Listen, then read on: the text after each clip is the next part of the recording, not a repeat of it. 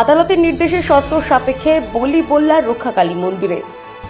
দক্ষিণ দিনাজপুরের ঐতিহ্যবাহী বল্লা রক্ষাকালী মন্দিরে এবছর আদালতের নির্দেশ মেনে শর্ত সাপেক্ষে বলি অনুষ্ঠিত হবে। রবিবার মন্দির প্রাঙ্গণে এক সাংবাদিক বৈঠকে আইনজীবী কল্যাণ চক্রবর্তী ও বিনয়ব্রত ভৌমিক জানান, কলকাতা উচ্চ আদালতের নির্দেশ অনুযায়ী বলির স্থান ঘেরা হয়েছে এবং সোপ ট্যাঙ্ক নির্মাণের কাজ চলছে। পাশাপাশি আদালতের নির্দেশ মেনে গণবলি সম্পূর্ণ নিষিদ্ধ করা হয়েছে। নির্দেশ অনুযায়ী গর্ভবতী ছাগল বা অন্য কোনো পশু, অসুস্থ বা 3 মাসের কম বয়সী পাঁঠার বলি করা যাবে না। এছাড়া এক পাঁঠার পর আরেক পাঁঠার মধ্যে যথেষ্ট সময়ের ব্যবধান রাখা হবে, যাতে একটি পাঁঠা অন্যটির বলি প্রত্যক্ষ না করে। মন্দির কমিটির পক্ষ থেকে জানানো হয়েছে, বলির অনুষ্ঠানের জন্য প্রয়োজনীয় সব সরকারি অনুমোদন ও সার্টিফিকেট ইতিমধ্যেই সংগ্রহ করা হচ্ছে। জনস্বার্থ মামলাকারী কুশল সমাদ্দার জানান, আদালতের নির্দেশ ভঙ্গ হলে তারা পুনরায় আদালতের দ্বারস্থ হবেন।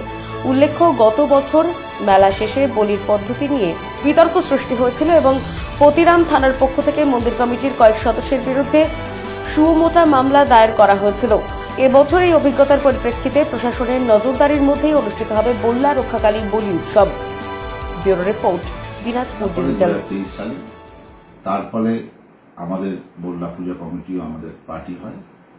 আমরা সমন পাওয়ার পরে আমরা মামলায় মুভমেন্ট করি এবং আর্গুমেন্টে বিভিন্ন বিষয় উঠে আসে এবং সবার শেষে যেটা হয় যে গত বছর অক্টোবর মাসের প্রথম উইকে জাস্টিস দিলেন চিফ জাস্টিস শিবাঙ্গন বেঞ্চ মূলত দুটো বিষয়ের উপরে আলোকপাত হয় অর্ডারে। সেটা হচ্ছে যে বলি বন্ধ হবে কিনা। সেক্ষেত্রে অর্ডার দেয় বলি চালু থাকবে নিয়ম অনুযায়ী, কিন্তু সেখানে কিছু শর্ত আলোপ হবে। এই শর্তের কিছু কিছু বিধান যেগুলো আছে এগুলো পড়ে যাচ্ছে আমি। তার পরবর্তীকালে পরের বছরও আবার একটা মামলা হয় হাইকোর্টে। সেক্ষেত্রে ওই একই পয়েন্ট থাকে যে বলি বন্ধ করার ব্যাপারে প্রেয়ার করা হয়।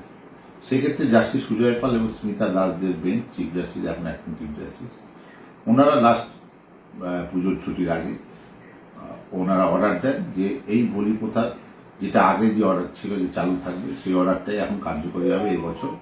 এবং পরবর্তীকালে আমাদের হলফনামা দিয়ে বিষয়টি জানানোর জন্য বলেন যে আপনারা কতটা কমপ্লাই করেছেন বিভিন্ন ব্যাপারে, লাইসেন্স এবং আদার যেগুলো পয়েন্ট আছে সেই পয়েন্টগুলো আমাদের কমপ্লাই করার জন্য এই হলফনামার আকারে দেওয়ার জন্য জানুয়ারি মাসে বলে। ইন দি মিন টাইম 7 তারিখে যে আমাদের উৎসব হবে, বললাম আর যে উৎসব হবে, সেখানে বলির ব্যাপারে কোনো নিষেধাজ্ঞা থাকবে না, কিন্তু কন্ডিশন থাকবে। কন্ডিশনের ক্ষেত্রে যেগুলো ব্যাপারগুলো আলোকপাত হয় সেগুলো হচ্ছে যে আমাদের এই বললাম যে বলি এটা কখনোই কিন্তু এটা গণবলি না, এটা হচ্ছে মানুষের ভাবাবেগকে প্রতিষ্ঠিত করার জন্য ইন্ডিভিজুয়াল বলি হয়।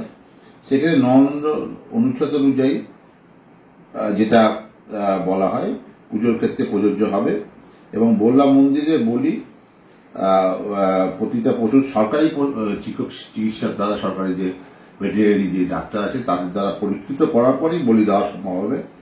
কোনো গর্ভবতী পশু, বাচ্চা সহ 3 মাসের কম বয়সী বাচ্চা অথবা অসুস্থ মানুষকে দেওয়া হয় না এখানে বলি।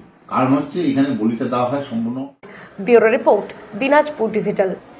নর্থ বেঙ্গলের সেরা সুপার স্পেশালিটি হাসপাতাল জীবন রেখা, অভিজ্ঞ ডাক্তার, আধুনিক lab, 24/7 emergency services, neurology, cardiology, orthopaedics, gastro, দন্ত ও চোখের চিকিৎসা একসাথে, আইসিইউ, এনআইসিইউ এবং এনএবিএল অ্যাক্রেডিটেড প্যাথোলজি ল্যাব।